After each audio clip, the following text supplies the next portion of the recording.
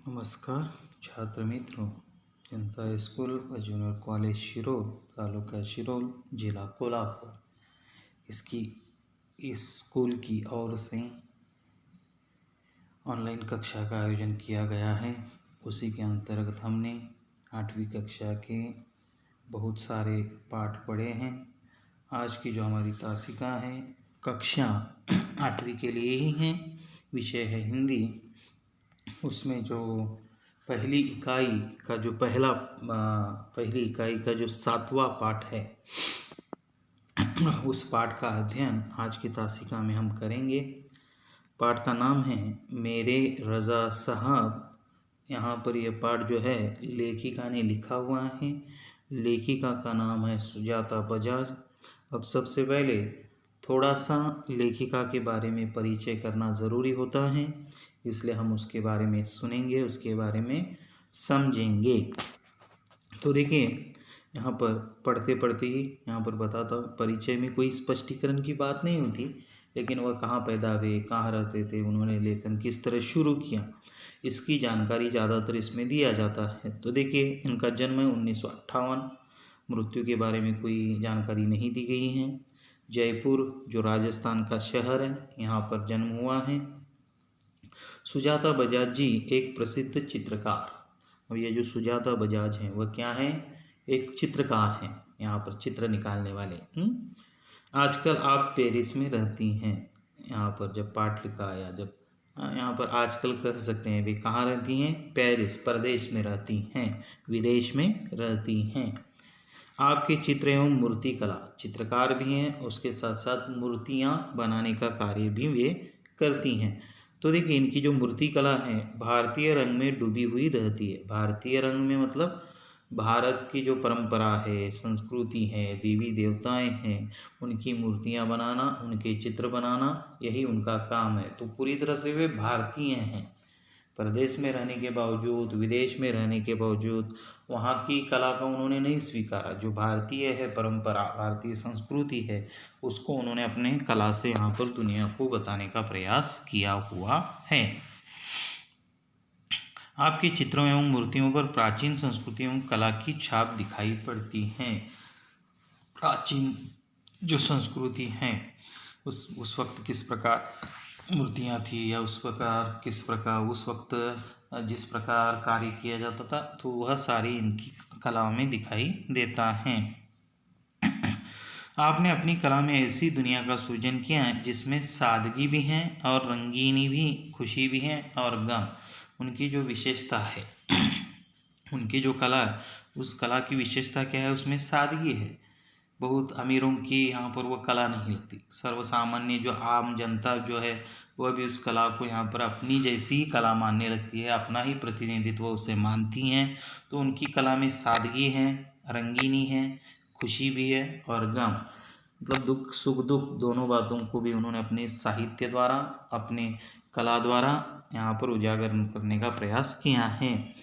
अब इन्होंने जो कार्य, ये किताब जो लिखी है, देखिए, सुजाता द्वारा बनाए गए गणेश जी के चित्रों पर आधारित एक पुस्तक प्रकाशित। मतलब देखिए, उन्होंने जो गणेश देवी देवताएं हैं, उनकी जो मूर्तियां बनाई और उनका जो चित्र बनाया, उन चित्रों का संग्रह यहाँ पर, और उस पर ही वह पुस्तक बनी गई। मतलब संग्रह है, दूसरे ऐसा साहित्यिक नहीं है।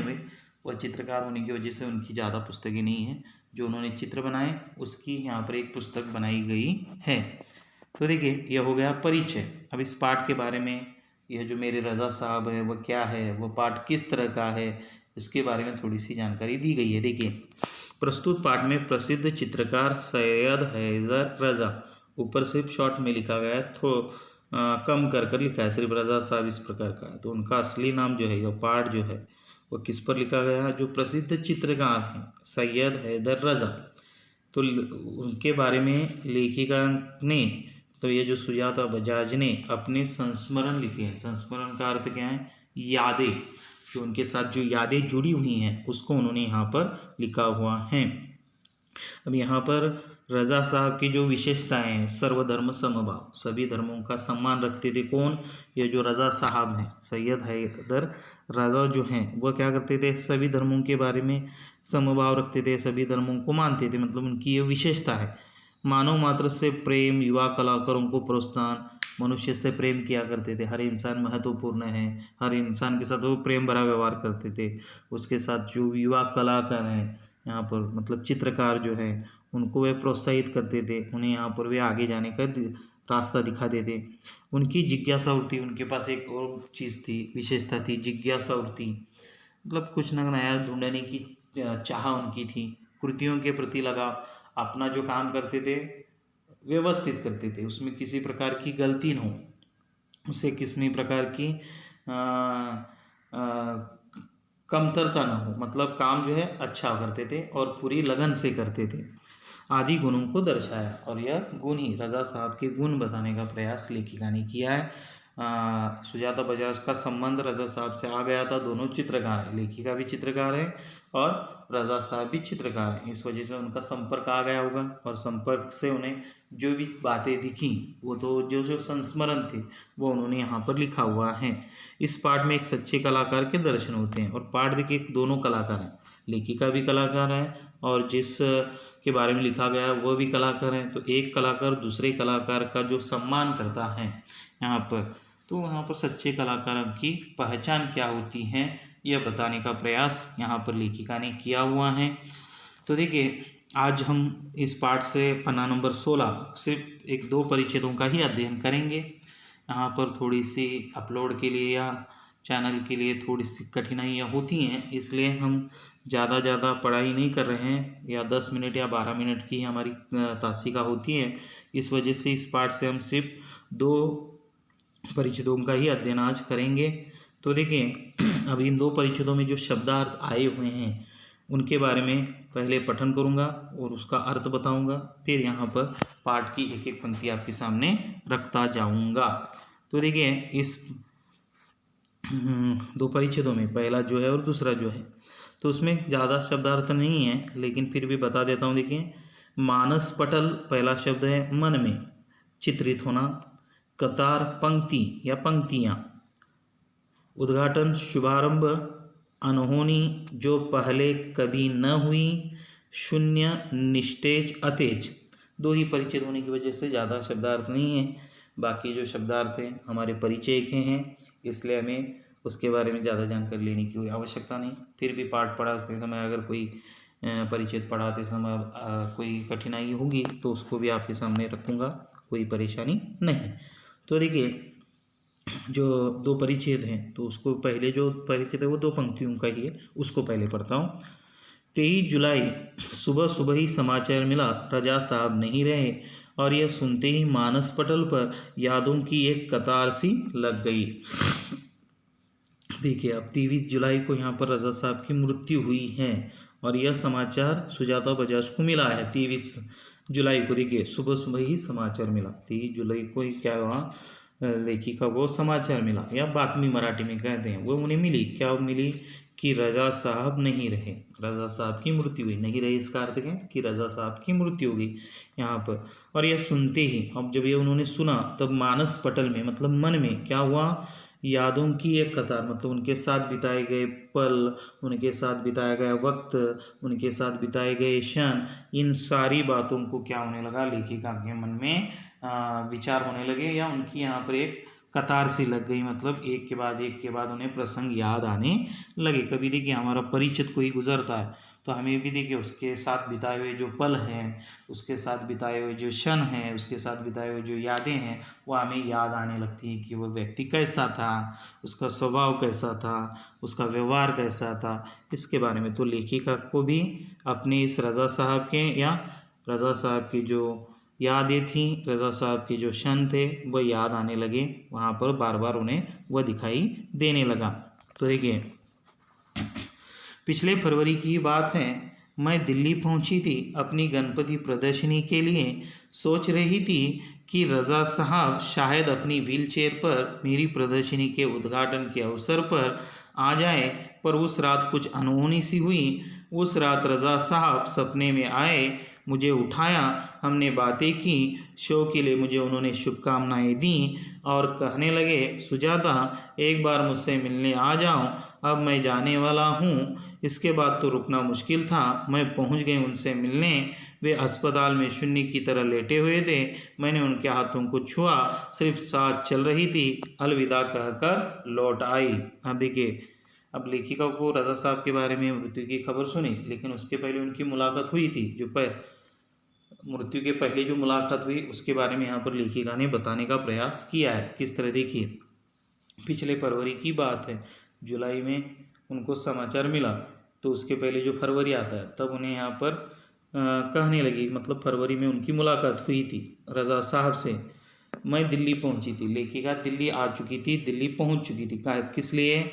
गणपति प्रदर्शनी के लिए। उन्होंने जो चित्र बनाए थे गणपति के, उसका प्रदर्शन किया जाता है। कलाकार या चित्रकार देखिए अपने जो चित्र हैं, कभी कभी प्रदर्शनी यहाँ पर आयोजित की जाती है। तो उसके प्रदर्शनी में, वो खुद की प्रदर्शनी में दिल्ली पहुंच चुकी थी, आ चुकी थी। सोच रही थी कि रज़ा साहब शायद अपनी व्हीलचेयर पर, और ये मन ही मन कल्पना करने लगी, मन ही मन सोचने लगी। रज़ा साहब बुजुर्ग हो चुके थे, बूढ़े हो चुके थे। अब उनका चलना फिरना जो था व्हीलचेयर यानी जो पहियों की गाड़ियाँ होती हैं, जिन्हें बूढ़े आदमियों को या जिनके पैर नहीं हैं, वे उस पर बैठकर इधर उधर घूमते हैं। तो ऐसी जो कुर्सी थी, तो उस पर वे बैठकर आएंगे, इस प्रकार की कल्पना करने लगी यहाँ पर लेखिका। पर उस रात कुछ अनहोनी सी हो गई। लेकिन उस रात ही क्या हुआ? अनहोनी। बताया मैंने, अनहोनी का अर्थ क्या है कि जो पहले कभी नहीं हुआ। इस प्रकार मतलब एक विचित्र घटना वहाँ पर घट चुकी थी। मतलब बीमार पड़ गए होंगे या यहाँ पर कुछ तो बात थी, वह बता रही हैं। देखिए, उस रात रज़ा साहब सपने में आए, और उस रात यहाँ पर लेखिका को क्या मन लगा? सपना पड़ चुका था यहाँ पर।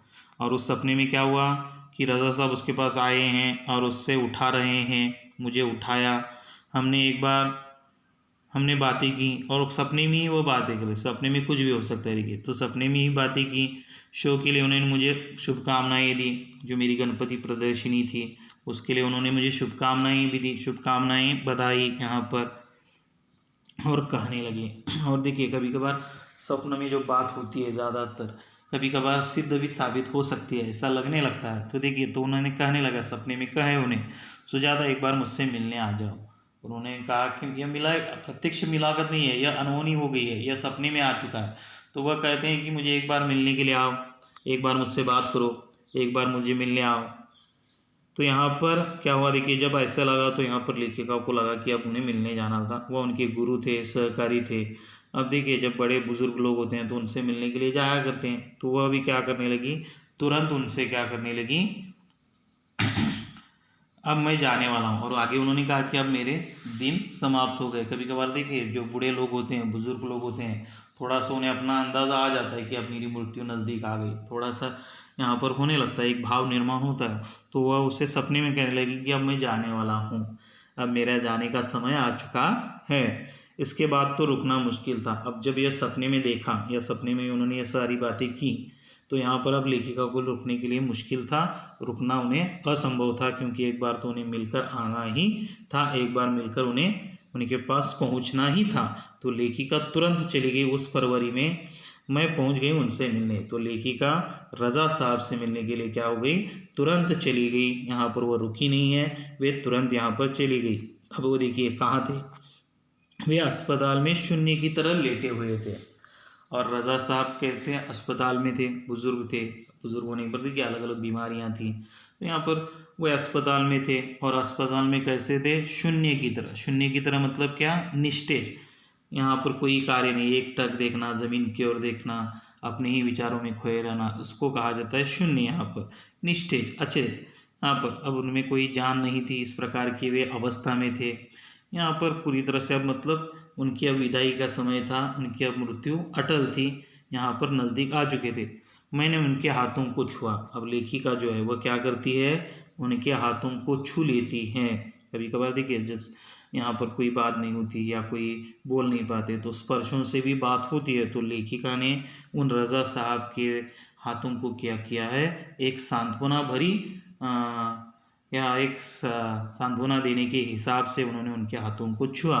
सिर्फ सांस चल रही थी, बाकी शरीर पूरी तरह निस्तेज था, सिर्फ सांस चल रही थी। आखिरी पल जिसे कहते हैं, आखिरी क्षण उनके यहाँ पर चल रहे थे। अब उन्होंने पहचान लिया और लेखिका क्या करती है, अलविदा कहकर लौट आई। मतलब मृत्यु के पहले जब उनकी जो मुलाकात हुई, उस मुलाकात को पहले उन्होंने यहाँ पर दर्शाया है। मतलब रज़ा साहब की मृत्यु अस्पताल में हुई है, अस्पताल में उनकी मुलाकात हुई है।